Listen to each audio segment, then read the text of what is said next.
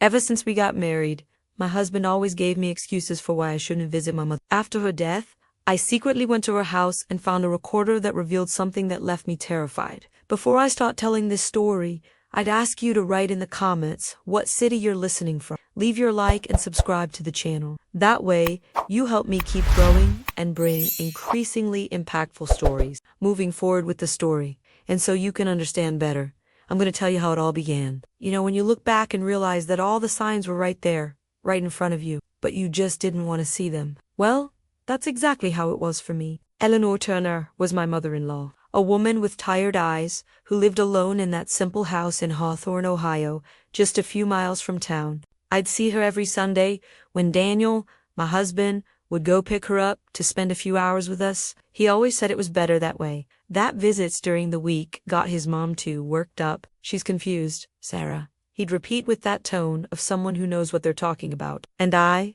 naive as I was, believed every word. It never crossed my mind to question why an elderly mother couldn't receive a visit from her daughter-in-law during the week. Today, when I close my eyes, I can still see her silent gaze at the dinner table, like she wanted to tell me something she never managed to say. Daniel was convincing, you know, that kind of way that makes you feel guilty for even doubting. He'd say he paid for a caregiver who stayed with Eleanor Monday through Saturday, and that, on Sundays, since it was her day off, he'd take over the responsibility himself. It seemed so organized, so planned, so ...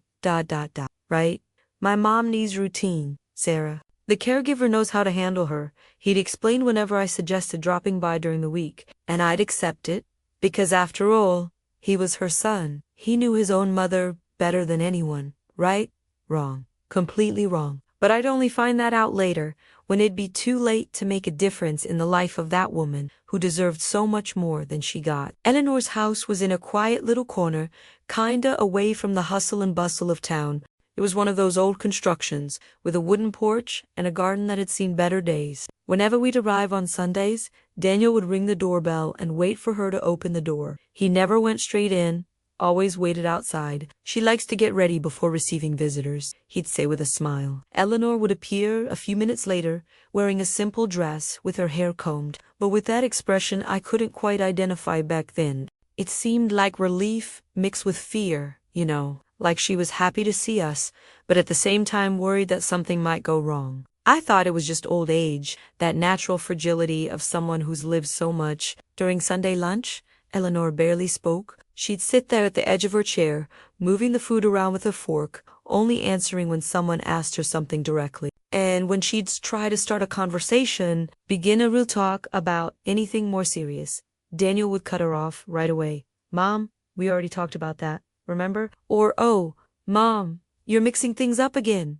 He always had a ready answer, always controlled where the conversation went, and I'd just sit there, watching everything in silence, thinking that was the protection of a dedicated son. What bitter irony, right? Protection? Today, that word makes me sick. What I called care was actually absolute control, and Eleanor, that elderly mother who deserved respect and dignity, was trapped in a narrative that wasn't hers. There's a scene that got burned into my memory. You know, it was on a fall Sunday, with leaves falling outside and that smell of wet earth coming through the window. Eleanor looked at me, right in my eyes, and started to say, "Sarah, I need to tell you some ... double quotes." But Daniel interrupted before she could finish. "Mom, aren't you forgetting to take your blood pressure medicine?" And just like that, the moment was lost. Eleanor lowered her head and stayed quiet for the rest of the afternoon. I shouldn't insisted, should have asked what she wanted to tell me, but I didn't. I just let it pass, like I let so many other things pass. That memory haunts me to this day, because maybe, just maybe, if I'd paid attention, everything could have been different. But we don't go back in time, right?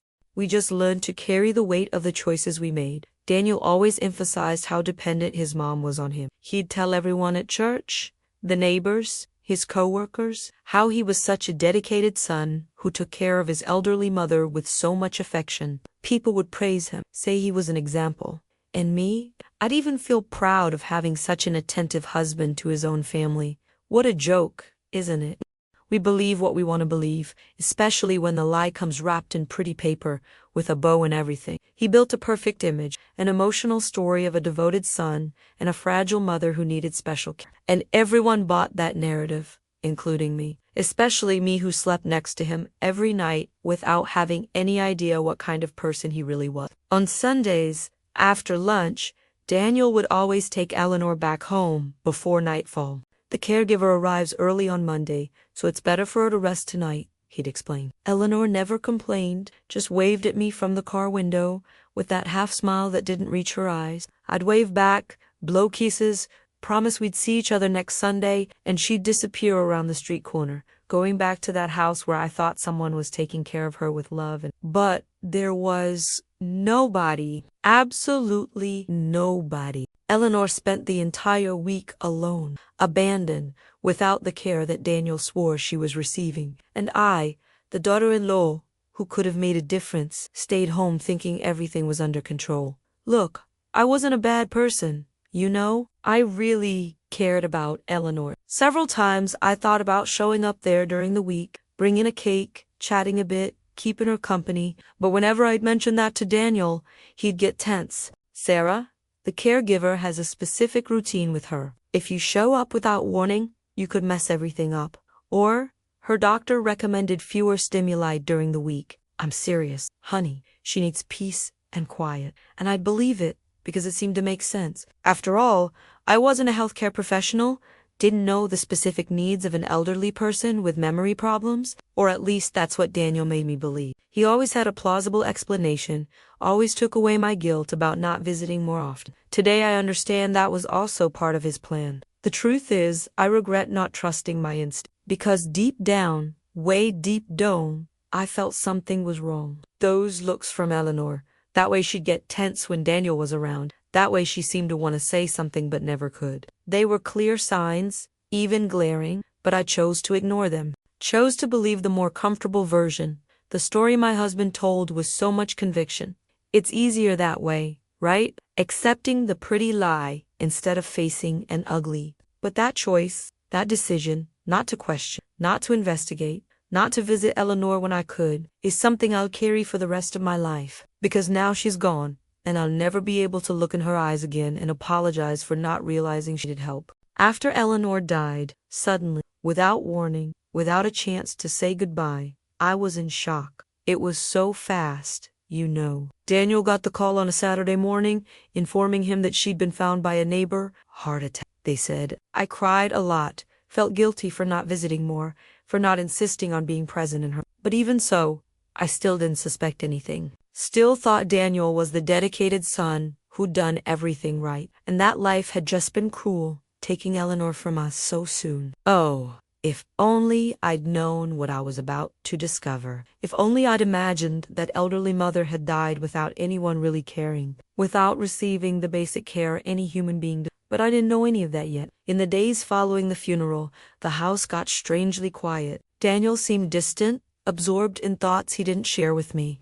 I attributed it to the pain of loss, to the grief of someone who just buried his own mother. I decided I needed to do something useful, something that would honor Eleanor's memory. That's when I thought about separating her clothes to donate to the local church, which had a program helping people in need. It was a way to make her things continue having purpose, helping other people. It seemed like a beautiful, meaningful idea. I meant to tell Daniel, arrange a day for us to go to the house together, but I ended up forgetting to mention it, and with the donation deadline approaching, I made a decision that would change everything. A decision that would reveal a real story so shocking I could barely believe it. But I didn't know that yet when I grabbed the keys to Eleanor's house and decided to go there alone. You know that moment when you realize you've been manipulated all along, and every excuse you heard was part of a bigger plan? Well, for years, I swallowed all the justifications Daniel gave me about why I couldn't visit Eleanor. And look, they weren't weak excuses. They were well-constructed arguments, the kind that make you feel selfish for even insisting. The caregiver asked us to maintain a calm environment. Sarah, unexpected visits make my mom anxious, he'd say with that worried tone that seemed so genuine. I believed it because I wanted to be a good wife, a good daughter-in-law, someone who respected the family. But deep down, what I was doing was allowing an elderly mother to live in an isolation I couldn't even imagine. And Daniel, he knew exactly what he was doing. Whenever I'd expressed the desire to show up at Eleanor's house without warning, just to make a surprise, bring something sweet, or spend the afternoon with her, Daniel would get visibly uncomfortable. He'd change his posture, frown, and soon start with medical explanations. Dr. Henderson was really clear about that.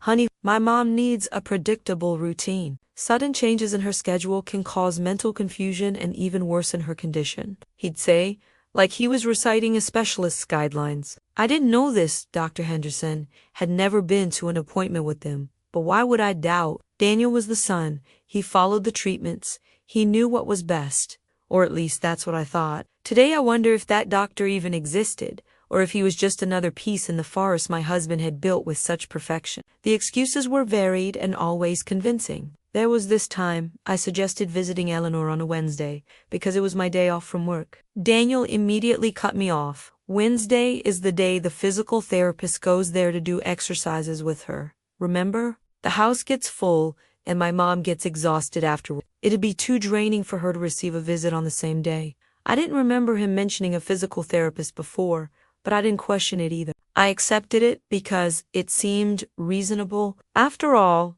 an elderly person really does need to rest after therapy sessions, right? But now I understand that every detail of that story was carefully invented to keep me away, to prevent me from seeing the truth, to guarantee that Eleanor remained isolated without anyone who could witness the abandonment she was suffering. Sundays were the only allowed moment, and even then always under Daniel's total supervision. He never left our side, never let me alone with Eleanor for more than a few minutes. If I went to the bathroom or to the kitchen to get something, he'd come along or keep watch, attentive to any conversation that might happen in his absence. Back then, I thought it was just a caring son who liked to participate in family moments. But it wasn't that. It was pure control. He was afraid Eleanor might say something, that she might be able to communicate with me without him around, to interrupt or distort her words. Every move he made was calculated, every sentence was monitored, and I,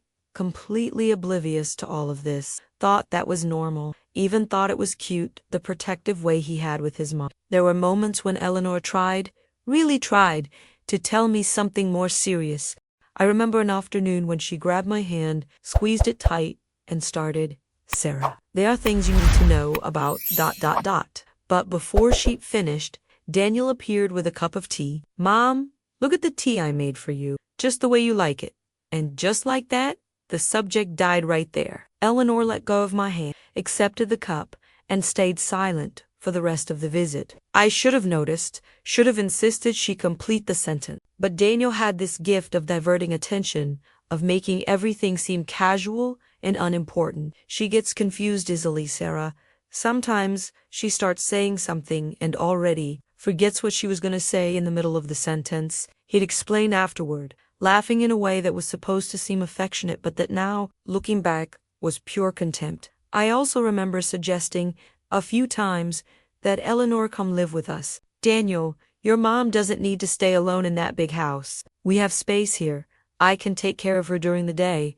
I proposed more than once, but he always rejected the idea with arguments that seemed solid. Sarah, you don't understand how difficult my mom is. She has quirks, specific routines, and it'd be too stressful for you to deal with that every day. Besides, she likes her independence, being in her own house. It'd be cruel to take that away from her now, he'd say, making me feel almost selfish for having suggested it. Today, I understand the real reason for the refusal. If Eleanor lived with us, I'd see everything. I'd see there was no caregiver, there were no treatments, there was nothing but an ungrateful son exploiting his own mother without the slightest remorse. Sometimes I'd call Eleanor's house during the week just to know how she was doing. But who'd always answer was Daniel. Oh, honey, you called my mom's cell. It's just that she can't answer by herself, so I keep her cell with me and stop by every day to check messages and stuff, he'd explain. It seemed like care,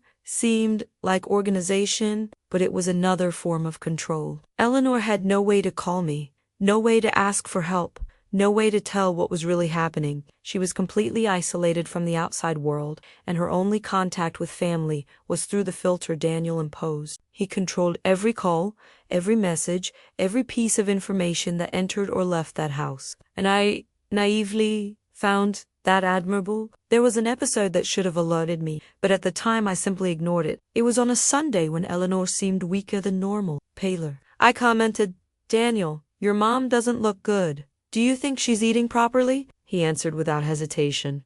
"The caregiver said she's been without much appetite lately. It's normal in elderly people, but she's taking the vitamin supplements the doctor prescribed." It seemed to make sense, so I let it go. But now I wonder, did Eleanor have enough food at home? Did she have access to nutritious meals? Or was she going hungry while I believed everything was okay? These questions torture me, because I could have investigated, could have gone there to check personally. But I didn't. I chose to trust the words of a man who was lying shamelessly to me. The most disturbing thing about all this is realizing how I was an unwitting accomplice. Every time I accepted an excuse, every time I didn't visit Eleanor because Daniel said it wasn't a good time, I was contributing to her suffering. I didn't know. Of course I didn't know. But that doesn't diminish the weight of the guilt I feel now. Eleanor was an elderly mother who deserved dignity, respect, and care. And while I thought she had all of that through the caregiver and medical treatments, the reality was completely opposite. She was abandoned, exploited, and silenced.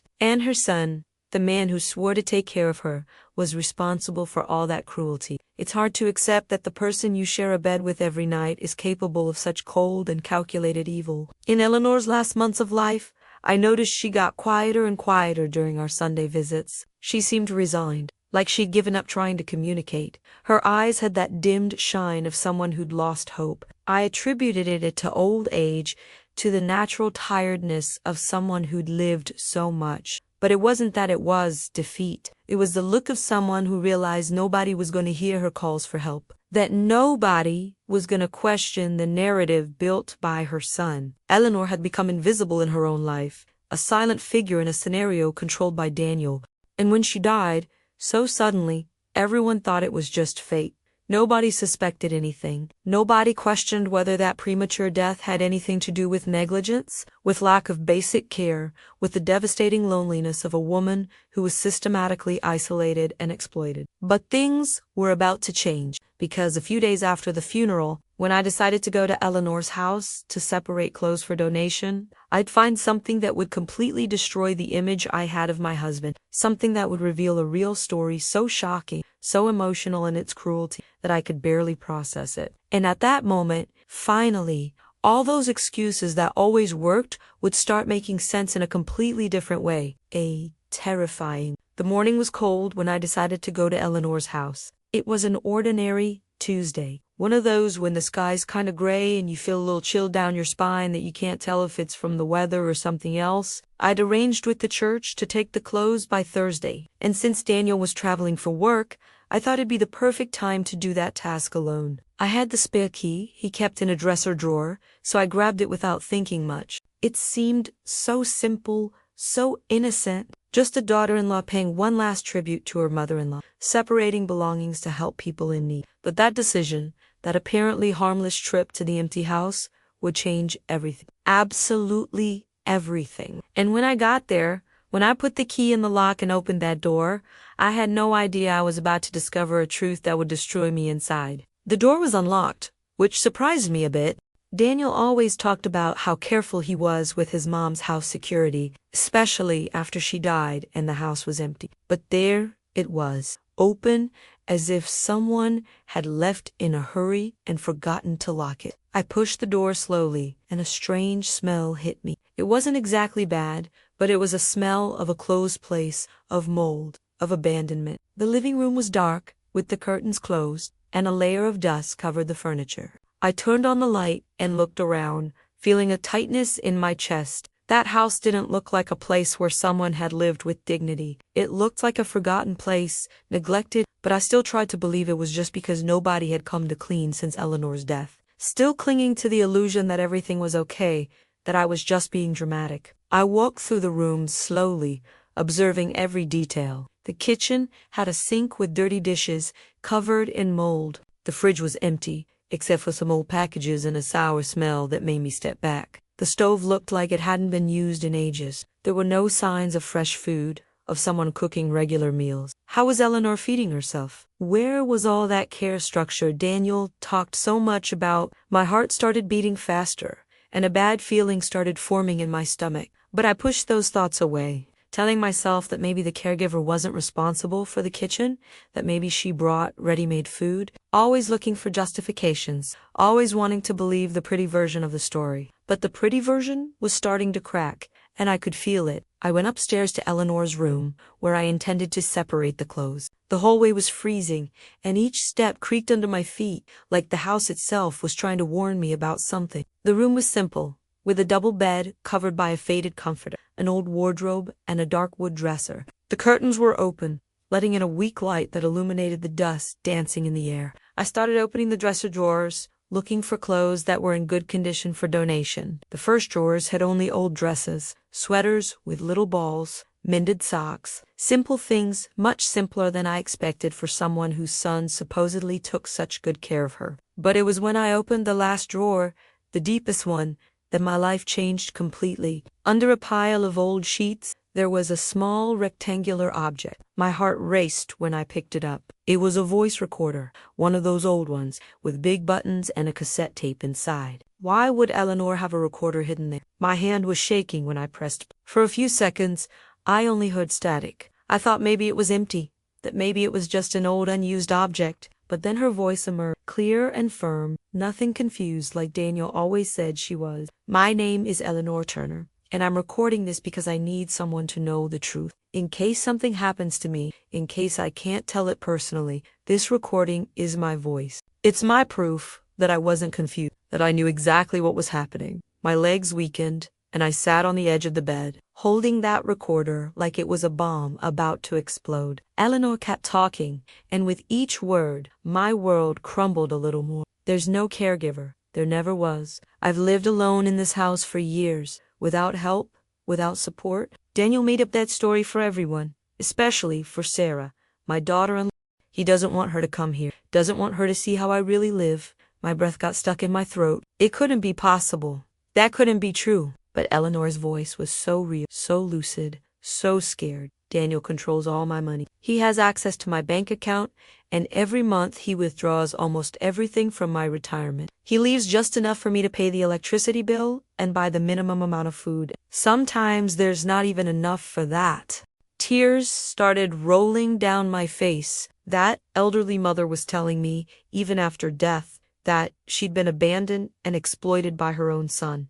And I hadn't noticed anything. I kept listening, unavow, to stopi, even though every word hurt me like a stab. Eleanor talked about the times she tried to ask for help, about how Daniel would threaten her whenever she mentioned telling someone. He said if I said anything, he'd put me in a nursing home and never visit me again. Said nobody would believe me, that everyone would think I was senile and confused. Her voice trembled in the recording, and I could feel the fear she had. An ungrateful son who used his own mother's vulnerability against her, who built a prison of lies around her.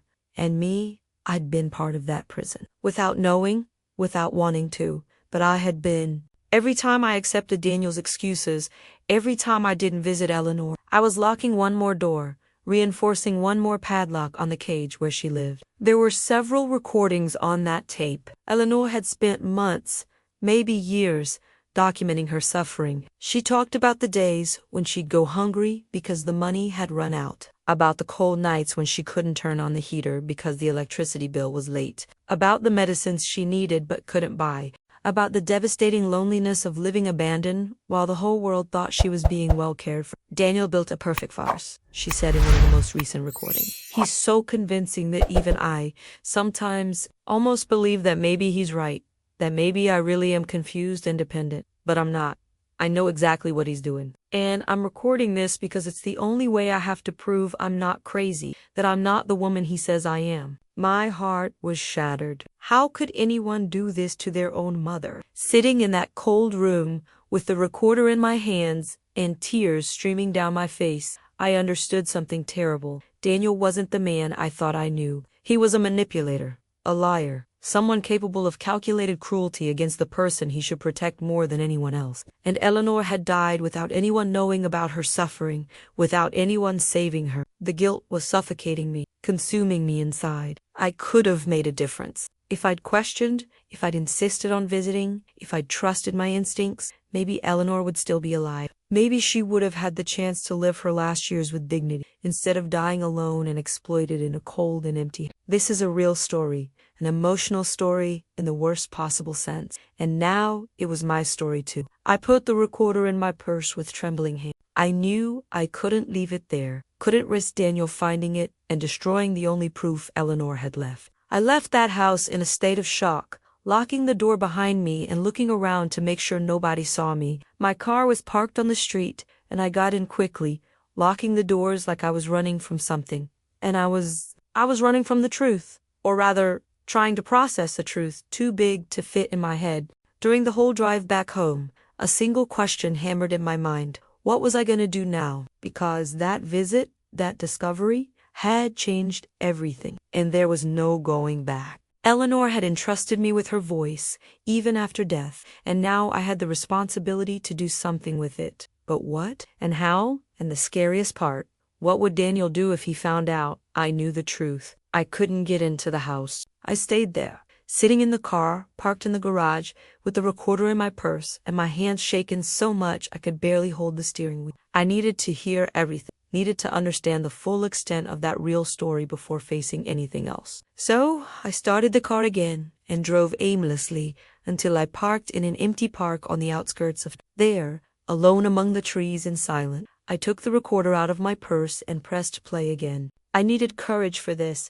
because I knew every word from Eleanor was going to hurt me even more. But she deserved to be heard. After so much time being silenced, after dying without anyone knowing her suffering, that elderly mother deserved for someone to finally pay attention to what she had to say. And that someone was me. The first recordings were older, dated almost 3 years ago. Eleanor explained, with a still hopeful voice, how it all started. Daniel showed up here one day saying he needed financial help urgently, said he'd made some bad investments and needed a loan to cover the debts. I gave what I had in savings, thinking it was to help my son. But after that, he came back asking for more. And more. And when there was no more money to give, he suggested I put him as attorney for my bank account, said the way he could better manage my finances and help me save. The naivety in her voice broke my heart.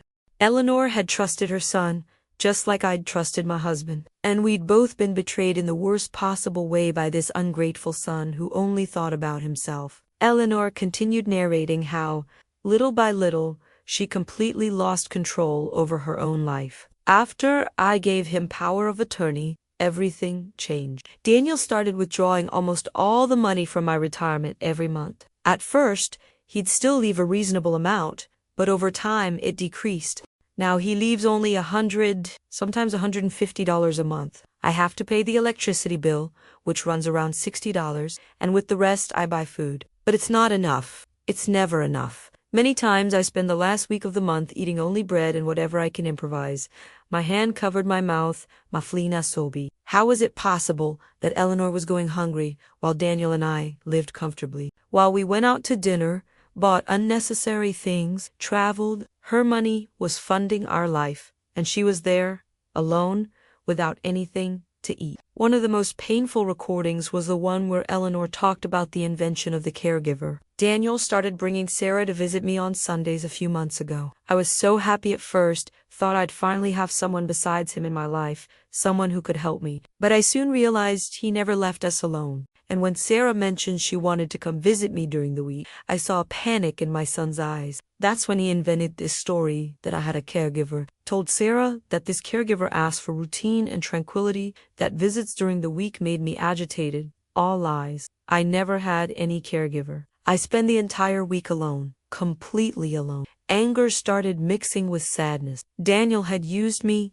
had turned me into a piece of his farce, into a tool to keep Eleanor isolated. And I, naive, had fallen right into the trap. Eleanor also talked about Sundays, about those lunches I thought were family moments. When Sarah comes on Sundays, I try to talk to her, try to give signs that something's wrong. But Daniel never lets me complete a sentence. He interrupts me, changes the subject, answers for me, tells everyone I'm confused, that I mix things up, that I forget what I was gonna say. But I don't forget anything. I know exactly what's happening. He made me sign documents I didn't even understand properly, saying it was just to organize things. Now I found out he took out loans using this house as collateral. The house where I was born, where I raised my son, where I thought I'd die in peace. Now it's full of debts that aren't mine. That emotional story was revealing itself even darker than I imagined. Daniel wasn't just stealing money, he was completely destroying his own mother's assets and dignity. There was an especially distressing recording, made on a winter night. Eleanor's voice was weak, trembling from cold. Today, I spent the whole day in a coat inside the house because I can't turn on the heater. Last month's electricity bill came high, and Daniel said I needed to save. He didn't even ask if I was cold, if I needed something. Just said, "Mom, you need to learn to be more responsible with expenses," as if I had control over anything. My fingers are numb. I made hot tea to warm up. But the gas is running out, and I don't know if there'll be money to buy another tank this month. I was crying so much, I had to pause the recording for a few minutes, imagining Eleanor, that 78-year-old woman, being cold inside her own house while her son lived comfortably was too much to process. What kind of person does that? What kind of ungrateful son lets his elderly mother suffer that way? Eleanor also documented attempts to ask for help and the threats she received. I tried calling the county social worker once, when I still had access to the landline. But Daniel found out and got furious. Said if I tried to embarrass him publicly, he'd put me in a nursing home where I'd rot without receiving visits from anyone. Said he'd completely cut ties with me and I'd die alone, abandoned by everyone. I got so scared I didn't try again.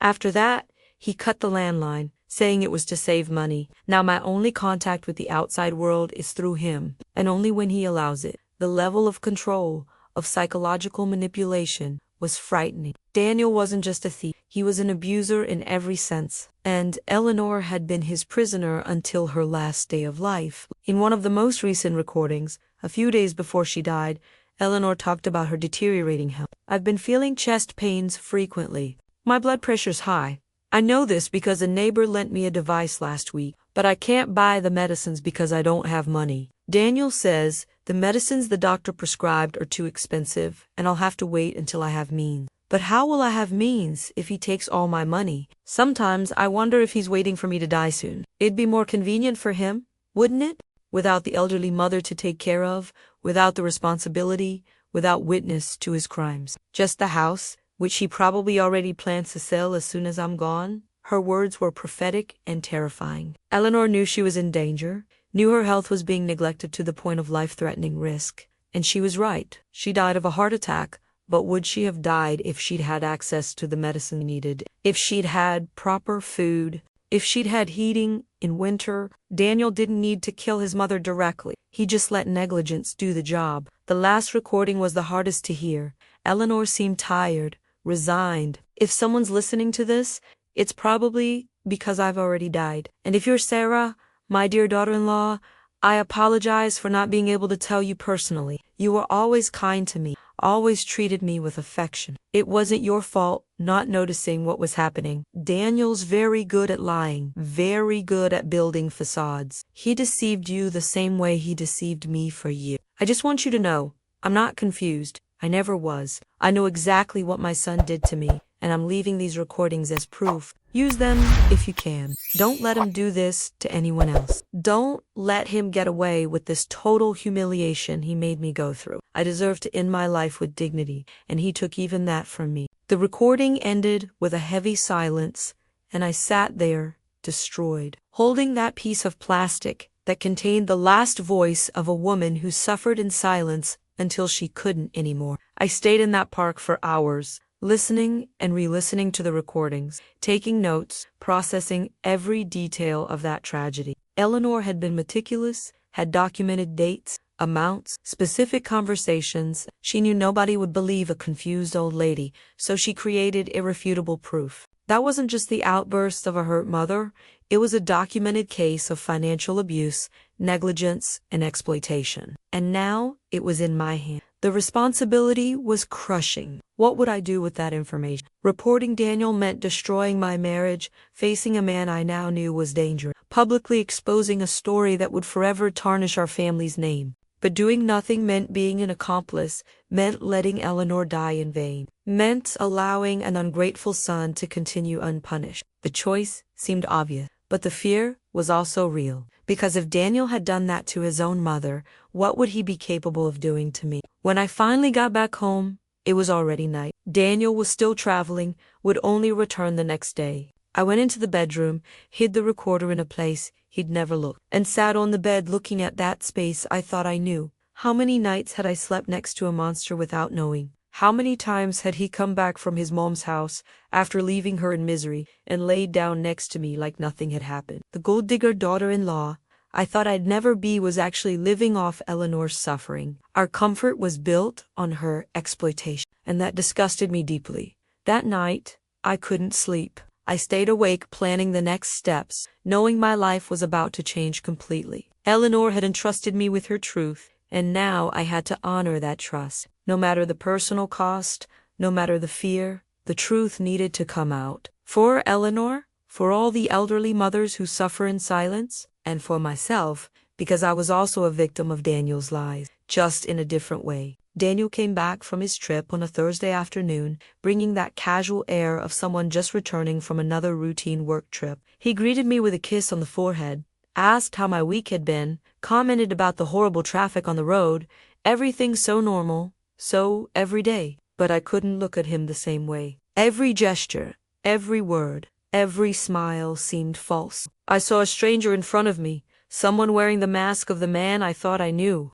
I tried to act normal, prepared dinner. We talked about trivial things, but inside, I was in pieces, fighting not to let show that I knew everything. Eleanor's recordings echoed in my head, that elderly mother's voice begging for justice even after death. I needed to be careful, needed to have a plan before confronting him. But fate had other plans. On Saturday morning, Daniel woke up saying he needed to go to his mom's house to get some important documents. They're inheritance papers, things I need to resolve with the lawyer on Monday, he explained while having coffee. My heart raced. He was going to Eleanor's house. Would he notice someone had been there?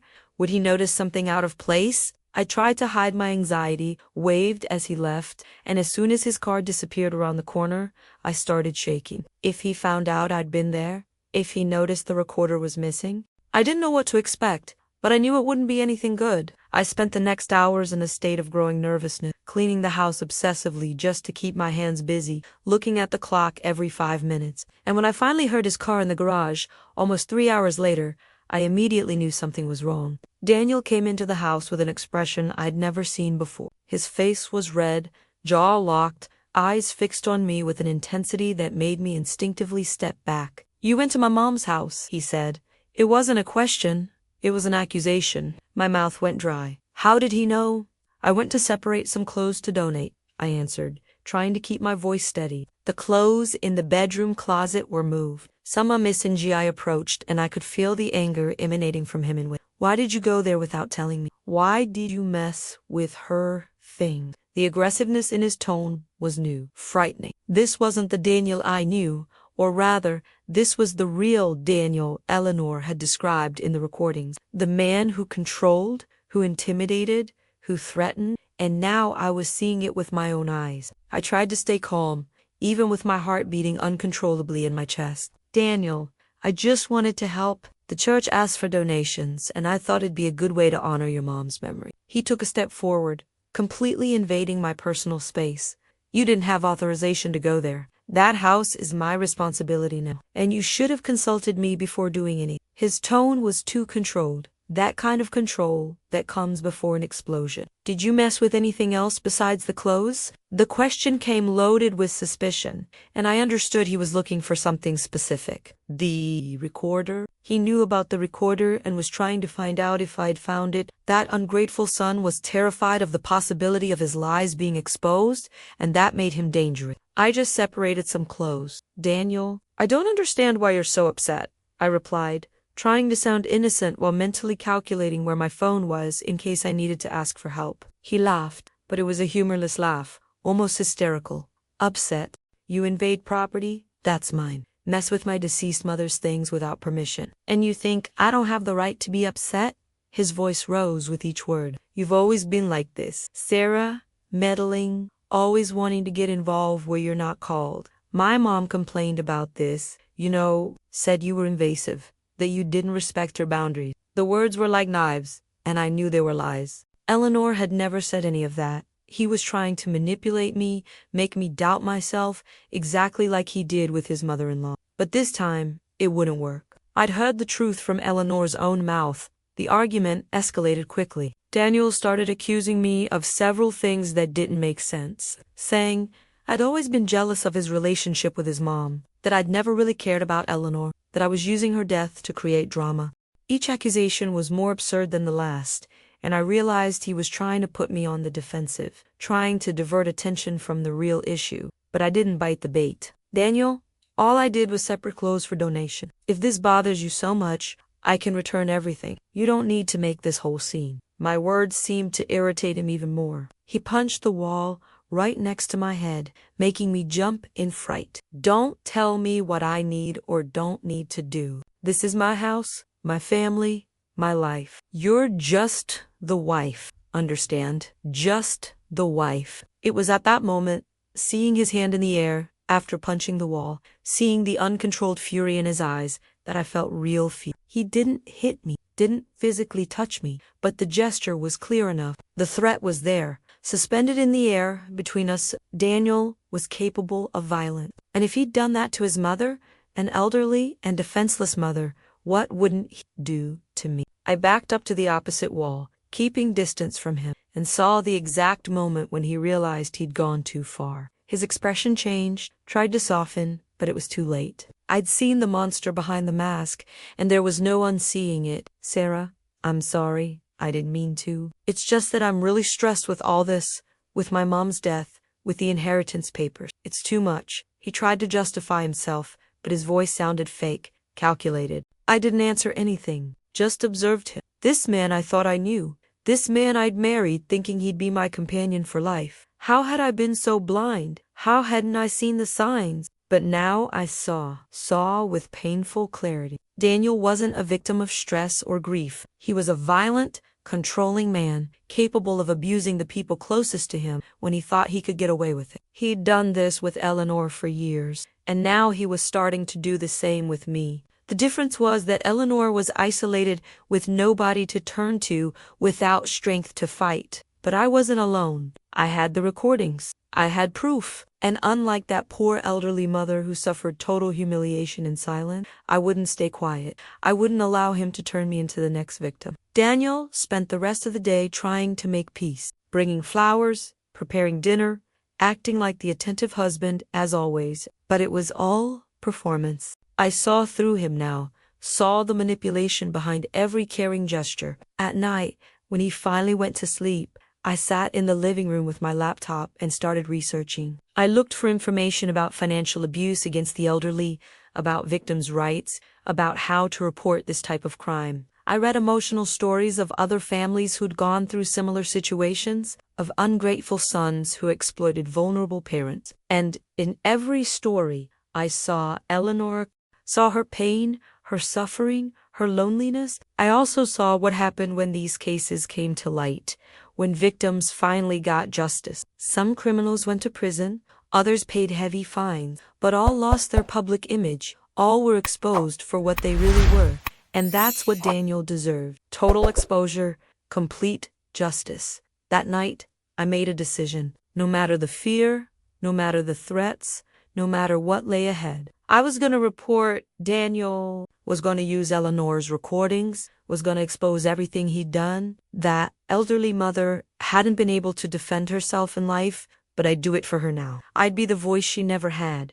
I'd be the justice that was denied to her. Daniel had underestimated both his mother and his wife, thought we were weak, controllable, but Eleanor had been strong enough to document her abuse, and I'd be strong enough to use that evidence. The cycle of manipulation and control Daniel exercised was going to end, and I'd be the one to put the final period on this story. For Eleanor, for me. For all the women who suffer silently at the hands of men who think they can do whatever they want without consequence. When I went back to the bedroom, Daniel was snoring. I looked at him in bed, this stranger who shared my space, and felt nothing but disgust. How had I allowed him to deceive me for so long? But it was no use blaming myself. The important thing now was to act. On Monday morning, I'd seek help. I had a friend, Linda Parker, who worked as a social worker in the county. She'd know what to do, would know how to proceed with the recordings and the reports, and once the process started, there'd be no going back. Daniel would fall, his mask would be ripped off, and everyone would see the type of person he really was. The thought gave me a strange mix of satisfaction and sadness. Satisfaction because there'd finally be justice. Sadness because it meant the end of everything I'd built, the end of my marriage, the end of the life I knew. But some things need to end so better things can begin, and this definitely was one of them. On Monday morning, I woke up with a determination I didn't know I had. Daniel had left early for the office, like he always did, probably relieved I hadn't brought up the subject of Eleanor's house again. He thought he'd intimidated me enough, that his outburst of fury on Saturday had put me in my place, but he was wrong, very wrong. I grabbed my phone and called Linda Parker, my friend from college days, who now worked as a social worker in Hawthorne County. Linda and I didn't talk as frequently as before, but whenever we met, it was like time hadn't passed. She was one of those people you could trust with your eyes closed. And at that moment, I needed someone like that.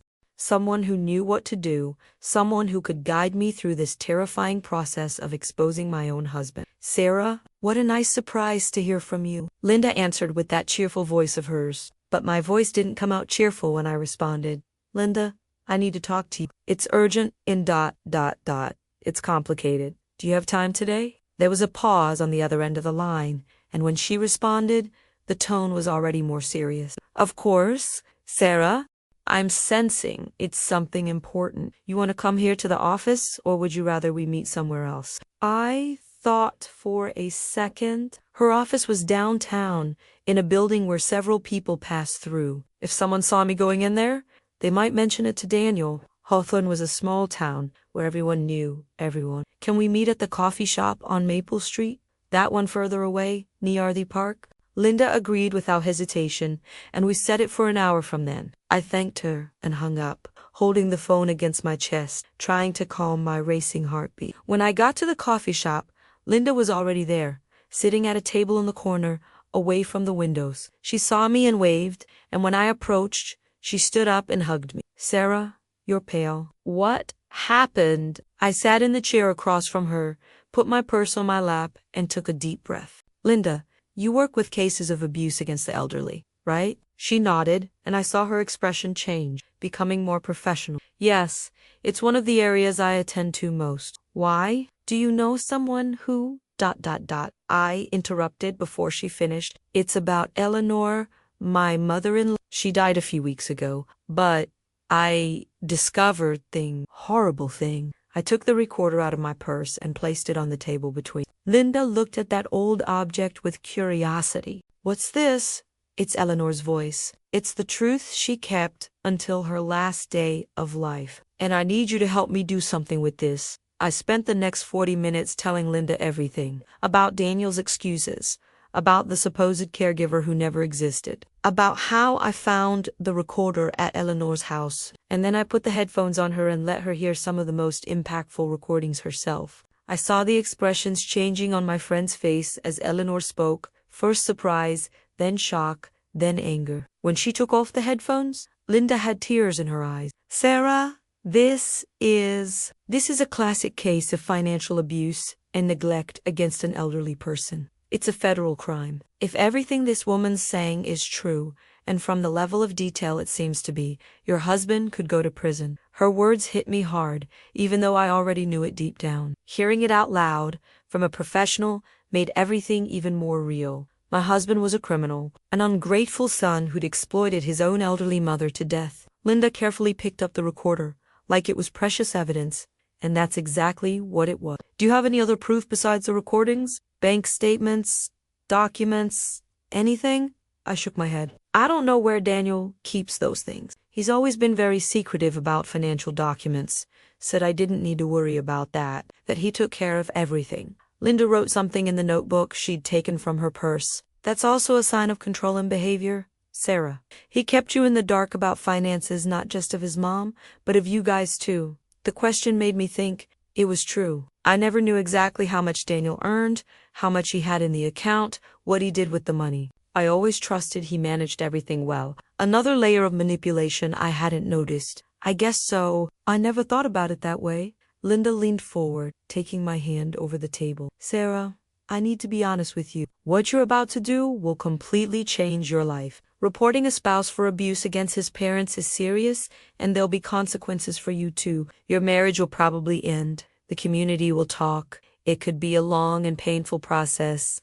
Are you sure you want to go forward with this? I looked in her eyes and answered without hesitation. Linda, that elderly mother died alone, hungry, cold, without the medicines she needed, while her son stole her money and lived comfortably. She recorded all of this because she knew nobody would believe her without proof. If I don't do anything, if I let this pass, Eleanor died in vain, and I can't live with that. I can't look in the mirror knowing I had the chance to bring justice and didn't. Linda squeezed my hand and smiled, a sad but proud smile. You're brave, Sarah, much braver than you imagine. We spent the next hour planning the next steps. Linda explained we'd need to make a formal report to Adult Protective Services, even though Eleanor had already passed away, because the case involved crimes that could be prosecuted criminally. She also suggested I look for a lawyer, both to protect myself in the eventual divorce and to ensure I wouldn't somehow be implicated in Daniel's crime. You didn't know any of this, Sarah.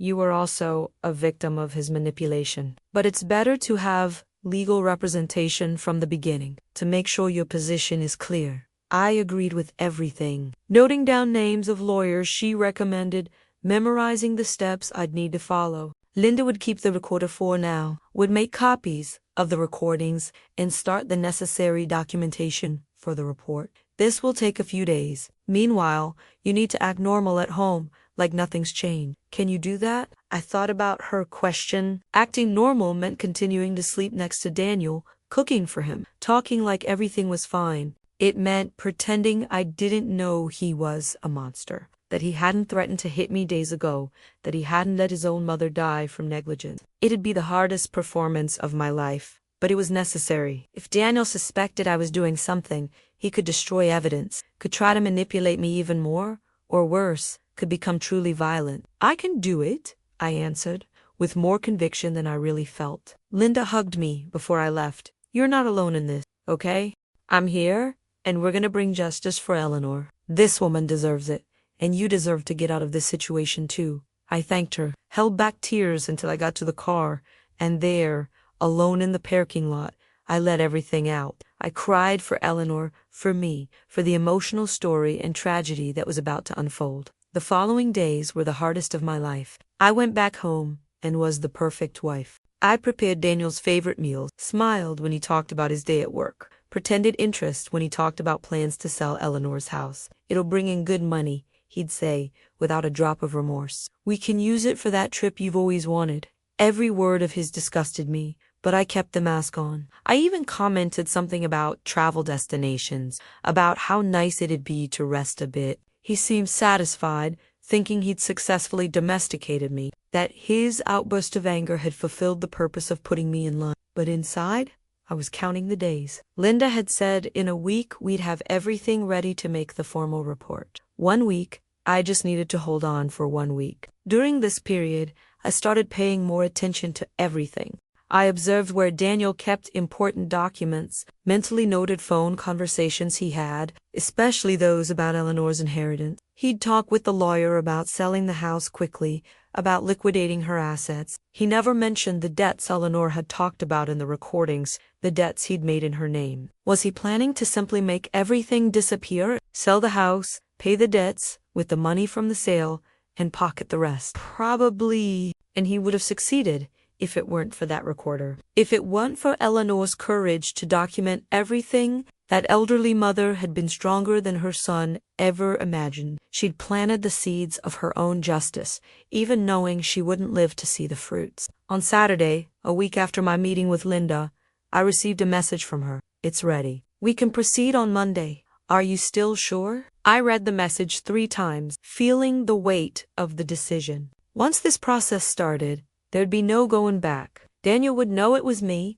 would know I'd reported him. I'd have to deal with his anger, with the accusations, with the attempt to make me look like the villain of the story. But I looked around the house I shared with him. This house built with money stolen from a vulnerable woman, and I knew there was no other choice. I typed my response. I'm sure. Let's do this. Linda responded with a heart emoji and the words, Eleanor would be proud of you. And I cried again, because that's exactly what I wanted. I wanted to honor that woman who suffered silently, wanted to be the voice she never had. And on Monday, everything would start. The fall of the exemplary son, of the dedicated husband, of the man who fooled an entire town. Daniel had no idea what was about to happen, and that, in a strange way, gave me strength to move forward. On Monday morning, even before Linda and I formalized the report, Daniel came to me with a strange expression. It was almost like he felt something was different, like his predator instincts had picked up a subtle change in the air. I was in the kitchen making coffee when he appeared,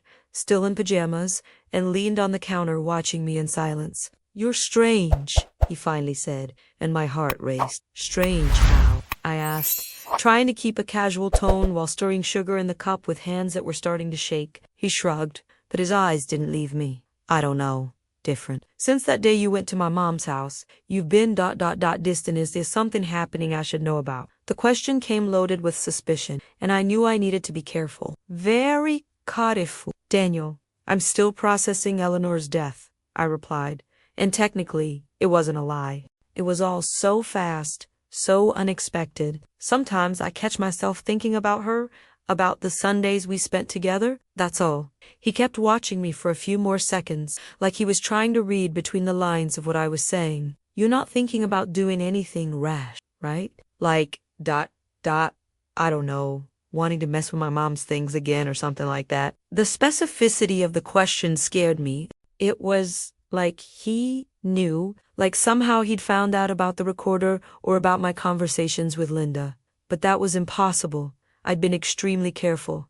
Of course not, Daniel. I already caused enough trouble last time, didn't I? I tried to sound submissive, regretful, exactly the kind of response he expected from a wife who'd been put in her place. He seemed to relax a bit, that fake smile returning to his face. Great, because, I was thinking here, I think you've been interpreting some things the wrong way, about my mom, about how I took care of her. Here, it came. I could see the manipulation forming even before the words left his mouth. I know sometimes I can seem controlling, too protective, but it was because my mom really had problems. Sarah, she had episodes of confusion, of paranoia even. The doctor had diagnosed early dementia. I never told you because I didn't want to worry you. Every word was a carefully constructed lie. And the scariest part is that if I hadn't heard Eleanor's recordings, I probably would have believed it. He was so convincing, so natural at lying. An ungrateful son who'd turned manipulation into an art. Dementia, I asked, feigning surprise. You never mentioned that Daniel Nadad getting his own cup of coffee and sitting at the table, signaling for me to sit, too. It's just that it's hard to talk about these things, Seeing your mom losing her lucidity little by little, saying things that don't make sense, creating stories in her head, it was painful for me. That's why I prefer visits to be controlled, for you to see her only on Sundays when I was around to ... mediate, to correct her confusions before you got worried for nothing.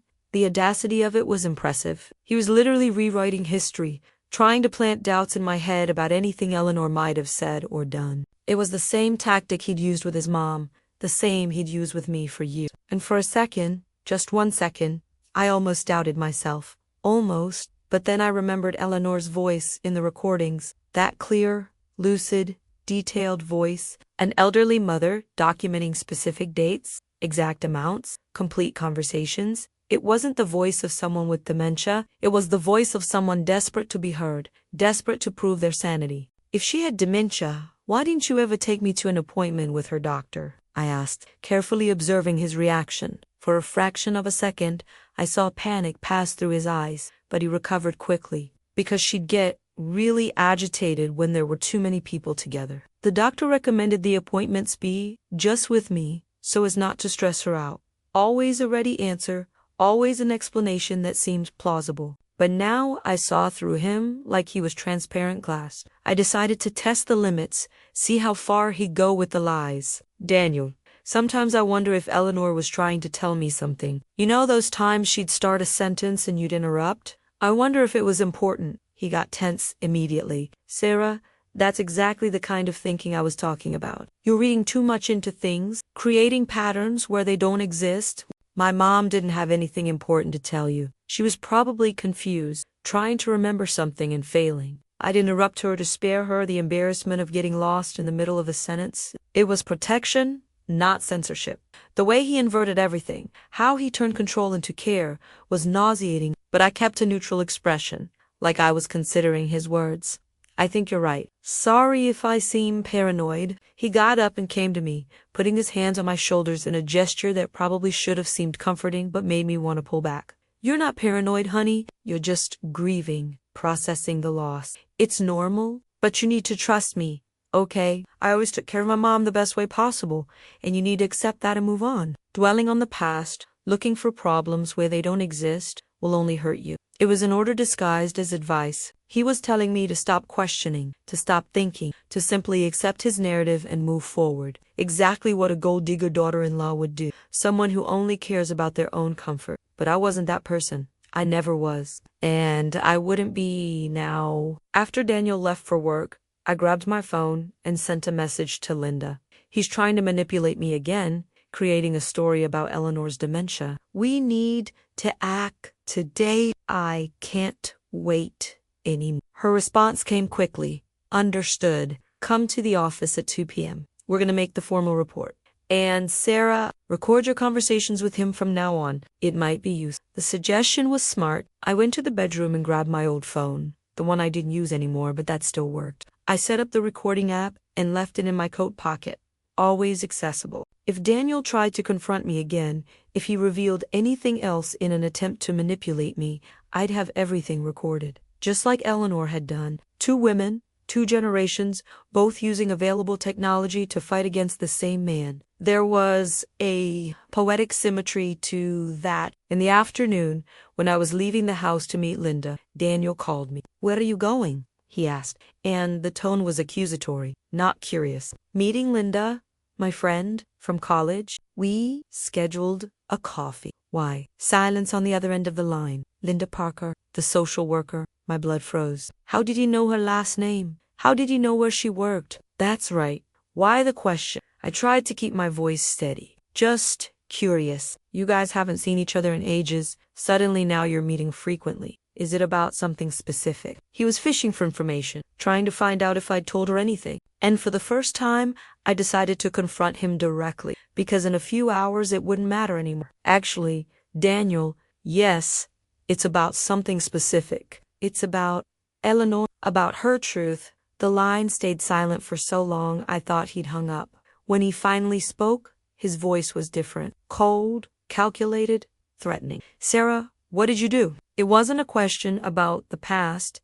It was an accusation about the present. "I did what your mom couldn't do. I gave her a voice. I found the recorder. Daniel, I heard everything. And now other people are going to hear it too." I heard his breathing getting heavier on the other end of the line. "You don't know what you're doing. You don't know what you're getting into. That recorder, ... My mom was sick, confused. Nothing she said there is valid as proof of anything. But his defensiveness only confirmed everything. If the recordings were really from a confused woman, he wouldn't be so desperate. A judge will decide that, not you, Sarah. Don't do this, please. And for the first time since I'd known him, I heard something in Daniel's voice that seemed genuine. But it wasn't love. It wasn't remorse. It was fear. Fear of being exposed, fear of losing control, fear of the consequences of his own actions. "We can talk about this, work it out as a family. You don't need to involve strangers. Think about the scandal. What people will say. Think about us, about our marriage." Still trying to manipulate me, still thinking I'd value public appearance more than justice. There is no more us, Daniel. It ended the moment I discovered what kind of person you really are. And Eleanor deserves justice, even if it's late. This real story needs to be told, and I'm going to be the one to tell it. I hung up on him, hand shaken but heart firm. I'd burned the last bridge. Now, it was just to move forward and face the consequences, whatever they were. When I got to Linda's office, she already had everything prepared. Documents, copies of the recordings, rapport forms. We spent the next 2 hours filling everything out, detailing each accusation, attaching each piece of evidence, and when I finally signed my name on the last page, I felt a mix of relief and terror. It was done. There was no going back. Daniel would be investigated, would be confronted with his lies, would be forced to answer for everything he did to that defenseless elderly mother. "You did the right thing," Linda told me, hugging me tight. "Eleanor is resting in peace now, knowing her voice was finally heard." I wanted to believe that from somewhere.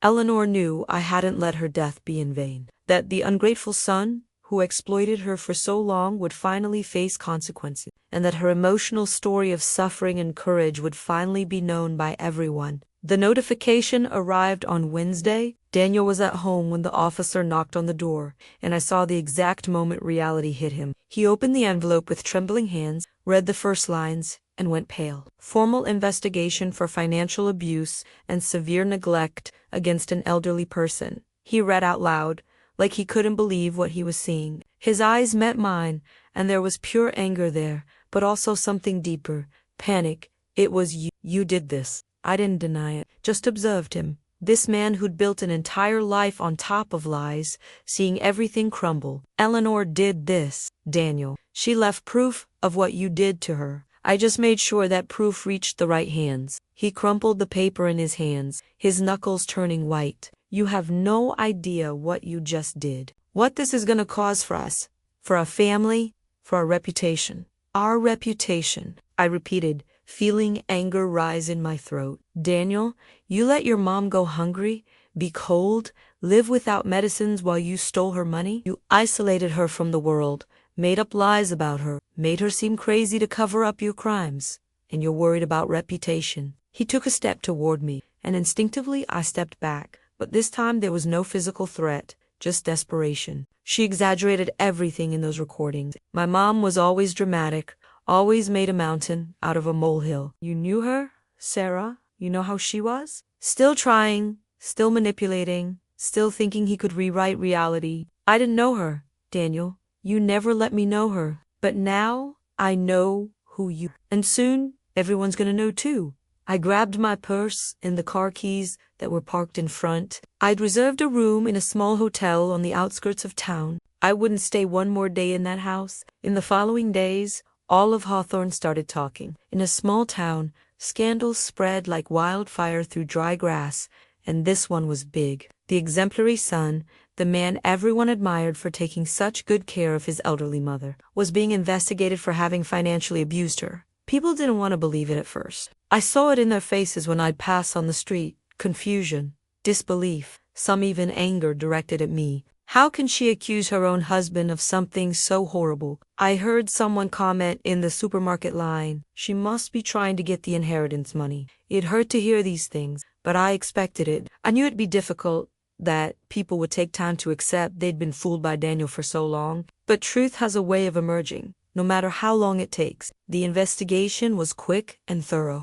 The agents from Adult Protective Services, working together with local police, got access to Eleanor's bank statements. And there it all was, black and white, monthly transfers from her account to Daniel's account, always leaving just the minimum behind. Amounts that corresponded exactly to what Eleanor had described in the recordings. They also found the documents she'd been forced to sign, giving him power of attorney over her assets. A handwriting analysis showed some signatures were questionable, possibly forged or made under coercion. And when they confronted Daniel with the evidence, he tried to defend himself, saying he was helping his mom manage the money, that she didn't have the capacity to do it herself. But the recordings contradicted everything. Eleanor's lucid voice, documenting every abuse, every manipulation, was definitive proof he was lying. Daniel's lawyer tried to discredit the recordings, arguing Eleanor had undiagnosed mental problems, that the recordings were a product of paranoia and confusion. But then came the final blow. The testimony of Eleanor's neighbor, Mrs. Henderson, an 82-year-old lady who lived 3 houses down. She sought out investigators voluntarily after hearing about the case. "I knew something was wrong," she said in her statement. Eleanor was a lucid, educated woman, always had been. But in recent years, I saw her getting thinner, more fragile. Several times I offered food, help, but she'd always refuse out of shame. Said her son took care of everything. But I saw he didn't. Saw her light off in winter because she couldn't pay the bill. Saw her picking up cans on the street to sell. That's no life for an elderly mother. And her son knew it. Mrs. Henderson's testimony opened the floodgates.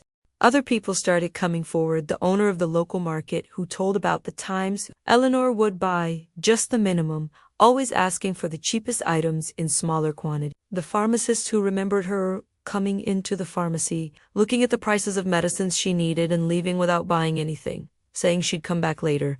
The church priest who'd offered help from the charity fund several times, but Eleanor always refused, saying her son paid for everything.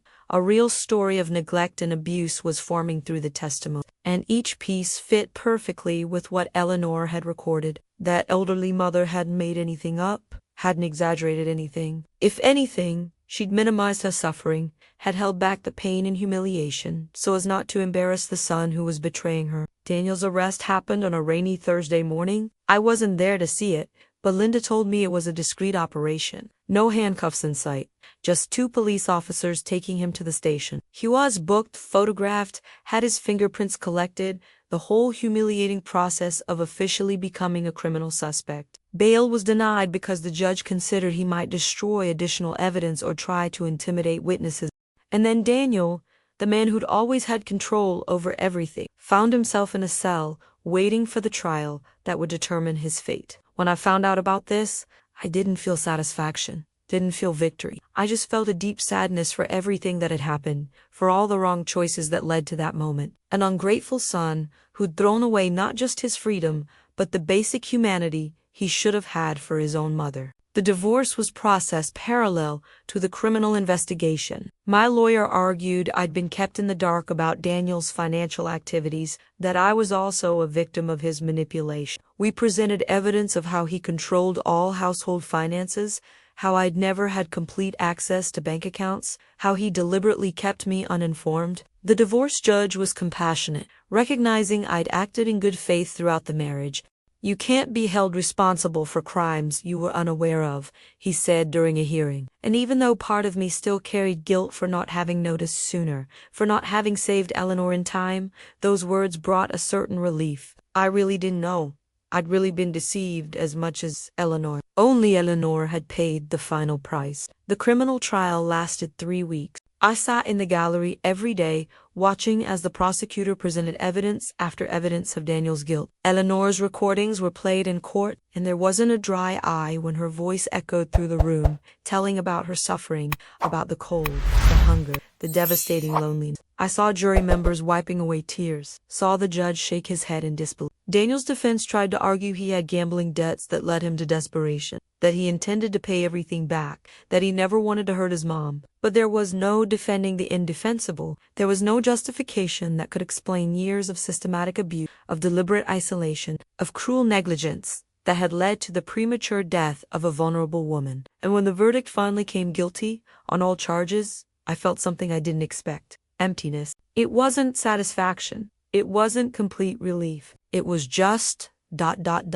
emptiness. The sentence came 2 weeks later. Daniel was sentenced to 8 years in prison for financial fraud, abuse against an elderly person, and document forgery. Additionally, he was ordered to pay restitution, not that there was much to restore, since he'd spent almost everything. Eleanor's house would be sold, and the money would be donated to an elderly protection foundation in her name. Daniel would have to register as convicted of abuse against the elderly when he got out of prison, severely limiting his future opportunity. His career was destroyed, his reputation ruined forever. All of Hawthorne now knew the truth. The exemplary son was actually a criminal. The dedicated caregiver was actually a cruel exploiter. And, as he was led from the court in handcuffs, finally wearing the cuffs that had been spared on arrest day, he ludachi me. There was anger there, yes, but also something that almost looked like recognition. Recognition that he'd been defeated not by justice, not by authorities, but by two women he'd underestimated: his mother, who had the courage to document everything, and his wife, who had the courage to bring everything to light. I left the courthouse that day knowing a chapter of my life had finally ended. Daniel was in prison. The truth had been revealed. Eleanor had received official recognition as a victim. But that ending didn't bring the peace I expected. It just brought the heavy awareness of everything that had been lost. The time Eleanor could have lived with dignity. The years she suffered unnecessarily. The life I'd built on a foundation of lies. None of that could be recovered. None of that could be undone. All that remained was to move forward, carry these painful lessons, and try to create something better than what had been destroyed.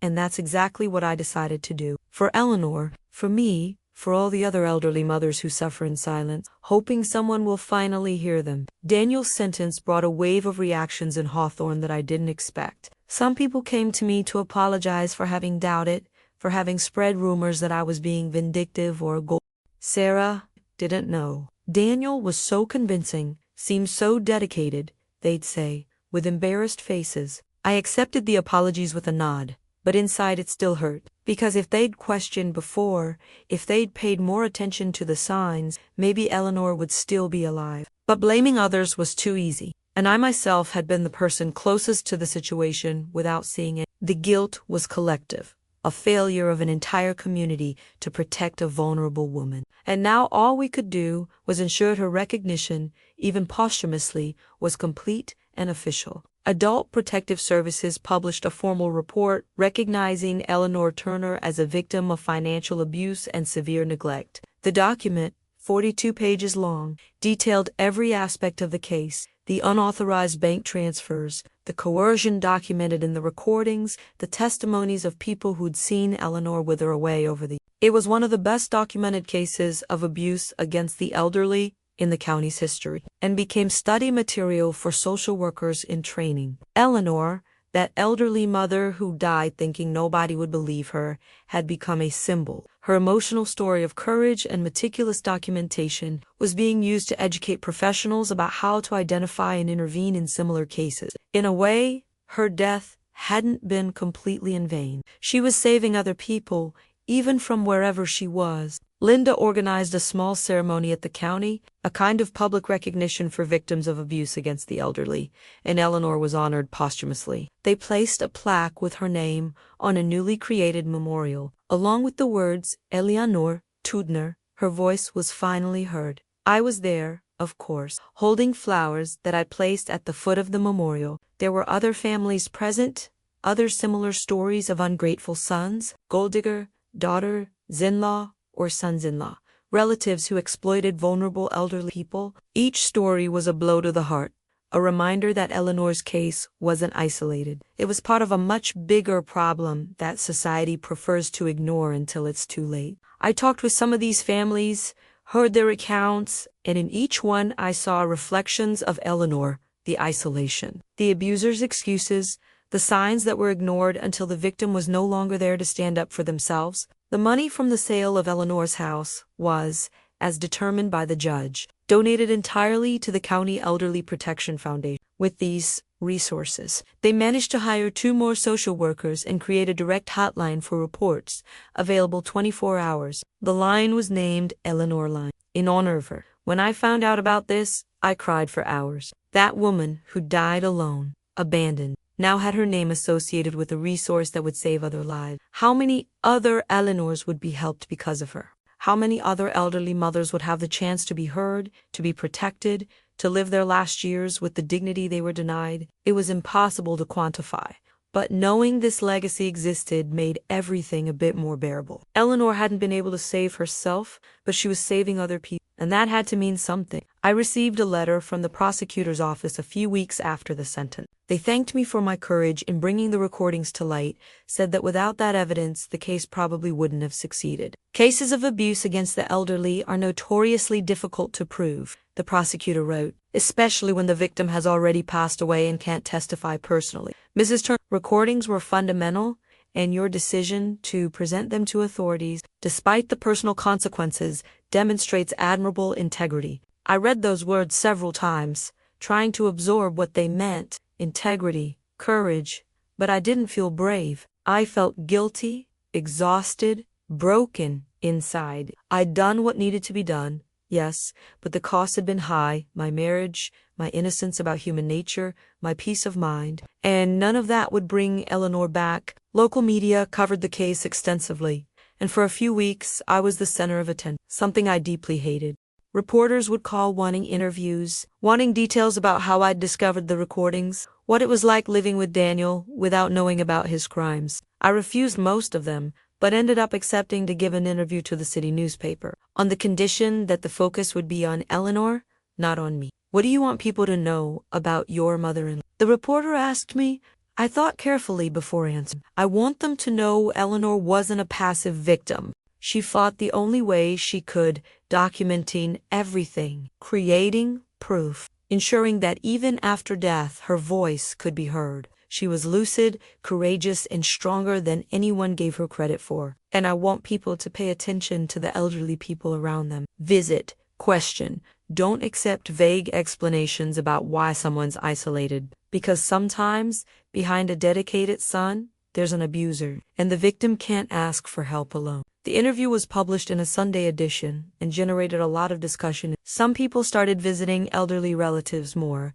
Others started questioning situations they previously thought were normal. The church where I'd thought about donating Eleanor's clothes created a program for visiting isolated elderly people, named the Eleanor Turner Program. Volunteers would go to the homes of people who lived alone, bring company, talk, observe signs of neglect or abuse. In the first 3 months, they identified 2 cases that needed intervention from authorities. 2 people who were suffering in silence were helped because Eleanor had the courage to leave her story recorded. When I heard about this, I felt for the first time since everything started something close to a small piece, fragile but real. Eleanor was making a difference, even after leaving. I visited her grave several times in the months following Daniel's sentence. I'd bring flowers, sit there on the grass, talking to her like she could still hear me. "Eleanor, I'm so sorry for not noticing before. I'm sorry for not being the daughter-in-law you deserved. Someone who would have questioned more,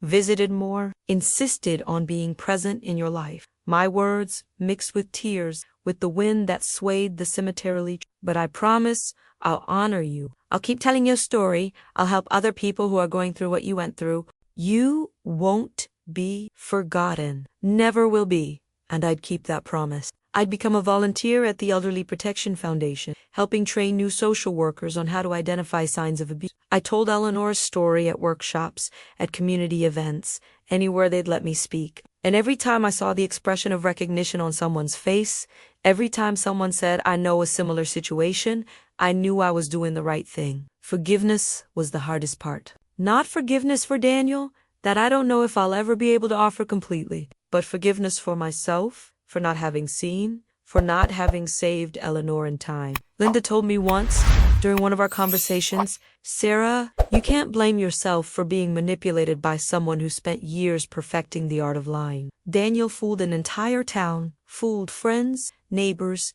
professionals. You were his wife. You were even closer to the manipulation, even more involved in the narrative he built. What's important is that when you discovered the truth, you acted. You didn't stay silent, didn't protect the abuser. You protected Eleanor's memory and possibly saved other people in the process. Her words helped, but the path to self-forgiveness was long, and I was still walking it, one step at a time." The official recognition of Eleanor as a victim closed an important cycle. Her name was no longer associated only with the confusion and dependence Daniel had invented. Now it was associated with courage, with resistance, with the fight for justice, even in the most impossible circumstances. Children in Hawthorne schools learned about her in social studies classes, about how a person can make a difference even facing tremendous adversity. Eleanor had become part of the town's history, not as the neglected mother of a criminal, but as a heroine who'd found a way to expose the truth, even knowing she wouldn't live to see justice being done. And every time I heard someone mention her name with respect, with admiration, I felt that maybe, just maybe, all of it had been worth it. The pain, the destruction, the devastating emotional cost, all of it had led to something bigger, to a real change that would continue impacting lives long after we'd all departed. But even with all the recognition, even with all the justice that had been done, There was an emptiness nothing could fill. Eleanor would never know her voice had been heard, would never know her son had been punished, that her story had saved other people, that she was remembered not as a confused victim but as a courageous woman. She died alone, afraid, probably thinking the recordings would never be found or that, if they were, nobody would believe them. She died without seeing justice, without seeing change, without knowing that everything she'd suffered would have some greater meaning. And that, more than anything else, broke my heart, because Eleanor deserved to have lived to see all of this, deserved to have been saved, not just avenged, deserved to have spent her last years with dignity, surrounded by love and care, not exploitation and abandonment. But life isn't always fair, and all I could do was ensure her death wasn't completely meaningless. And in that, at least, I'd succeeded. Eleanor had justice, had recognition, had a legacy that would continue growing, and I'd continue being the guardian of that legacy. The person who'd ensured her name was never forgotten, that her story continued being told, that her courage continued inspiring changes. 6 months after the trial, I woke up on a spring morning with a strange sensation, something I hadn't felt in a long time, and it took a few seconds to identify. It was peace. Not complete peace, not the total absence of pain or regret, but a peace that comes from knowing you did what needed to be done, that you honored your commitment, that you didn't run from responsibility even when it would have been much easier to simply turn your back and pretend nothing had happened. I got up, made coffee, and looked through the window of my new apartment, small, but mine, paid for with my own work, with no connection to the money Daniel had stolen from Eleanor. I'd started from scratch, and although it was scary at first, now there was something liberating about it. Every object in that house had been chosen by me. Every decision was mine. Every step was taken in the direction I chose. There was no more manipulation, no more. I was finally completely free. Volunteer work at the Elderly Protection Foundation had become an essential part of my life. I'd go there 3 times a week, helping train new social workers, answering calls on the Eleanor line, visiting elderly people who'd been identified as potentially at risk. Every story I heard reminded me of Eleanor, but also showed me I was making a difference. I'd helped rescue an 83-year-old lady who was being financially exploited by her granddaughter. I'd identified a case of severe medical negligence against a 70s man whose son refused to take him to the doctor despite worrying symptoms. Every life we touched, every person we managed to help, was a victory. It was Eleanor living through our work, her courage multiplying into concrete actions that saved other elderly mothers and fathers from suffering the same fate as her. Linda became more than a friend. She became a soul sister. We'd have lunch together every Friday, talking about the cases, about life, about how we were dealing with everything. "You've changed, Sarah," she told me once, while we shared an apple pie at a coffee shop. "You got stronger, more determined. Eleanor would be very proud of who you've become." Her words warmed me inside. I wanted to believe that. Wanted to believe that elderly mother, who'd suffered so much, was looking from somewhere and seeing that her the daughter-in-law she barely knew, who was kept at a distance for so long, was now fighting in her name, ensuring other people didn't go through what she went through. I'd become the voice of the silenced, and there was a purpose in that which filled the void the end of my marriage had left. It wasn't a purpose I would have chosen, but it was a real, meaningful purpose. I also started writing about the experience, not necessarily to publish, but as a way to process everything that had happened. Pages and pages about Eleanor, about Daniel, about my own journey of discovery and transformation, about what it's like to love someone and then discover that person's a stranger, about what it's like to carry guilt for something you couldn't have predicted, about what it's like to find strength when you thought you'd been broken beyond repair. And as I wrote, I realized I was creating something bigger, a complete testimony of the case, an emotional story that could perhaps help other people identify signs of abuse in their own lives or in the lives of people around. Linda suggested I try to publish, maybe as a book or a series of articles. Stories like this need to be told, Sarah, not just to honor Eleanor, but to educate people. You have a unique perspective. You were the abuser's wife. You were kept in the dark, but you found the truth and acted. That can resonate with a lot of people. I considered her suggestion weeks. Publishing would mean exposing my life even more, would mean strangers would read about my pain, my failure to notice what was happening right under my nose. But it would also mean Eleanor's story would reach even more people, could save even more lives. In the end, the decision was easy. If Eleanor had the courage to record everything knowing she'd never see the result, I had to have the courage to tell her story completely, regardless of the personal cost. I contacted a small publisher specializing in real stories of overcoming injustice. They loved the proposal and offered a modest contract. The book would take months to be written and edited, but when it was ready, Eleanor Turner would be known not just in Hawthorne, but potentially throughout the country. Her voice, which had been silenced in life, would echo far beyond what anyone could have imagined. I kept in touch with some of the people who testified at Daniel's trial. Mrs. Henderson, Eleanor's neighbor, became a dear friend. She was 82 years old but had impressive lucidity and would tell me stories about Eleanor from before, from when she still lived with dignity before Daniel started his systematic exploitation. She was a wonderful woman, Sarah. Made the best gingerbread cookies in the neighborhood, participated in church teas, always had a smile for everyone. Seeing what happened to her in recent years was devastating. I should have done more, should have reported something. I held her hand and said the same words Linda had told me. You can't blame yourself. What's important is that when you had the chance to testify, to tell what you saw, you did. You helped bring justice to Eleanor. And it was true. Without Mrs. Henderson's testimony, and from other people who'd seen Eleanor's decline, the case would have been much harder to prove. The one-year anniversary of Eleanor's death fell on a sunny autumn Sunday. I organized a small ceremony at the cemetery with Linda's help and some volunteers from the foundation. It wasn't anything grand, just a few people who'd been touched by her story, gathered around the grave with flowers and words of remembrance.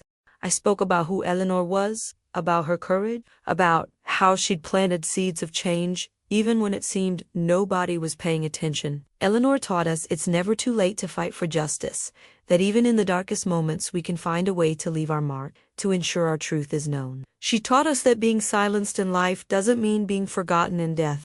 And today, a year after she departed, we're here not just to mourn what we lost, but to celebrate the legacy she left, a legacy of courage, resistance, and real change. I couldn't finish without crying, and I wasn't alone. There were tears on all the faces there present. After the ceremony, we went together to plant a tree in the park where I'd heard the recordings for the first time. It was a young oak, strong, with roots that would grow deep and branches that would extend high. We placed a small plaque at the base, in memory of Eleanor Turner. Her voice continues echoing. Linda suggested we make that an annual tradition, that every year we'd plant a tree in the name of another victim of abuse against the elderly. Over time, the park would become a living memorial, a grove of memories of people who suffered but weren't forgotten. The idea was beautiful, and I embraced it enthusiastically. Each tree would be a story. Each story would be a lesson. Each lesson could potentially save another life. Eleanor would be the first of many, the founder of a legacy that would continue growing long after we'd all departed. As for Daniel,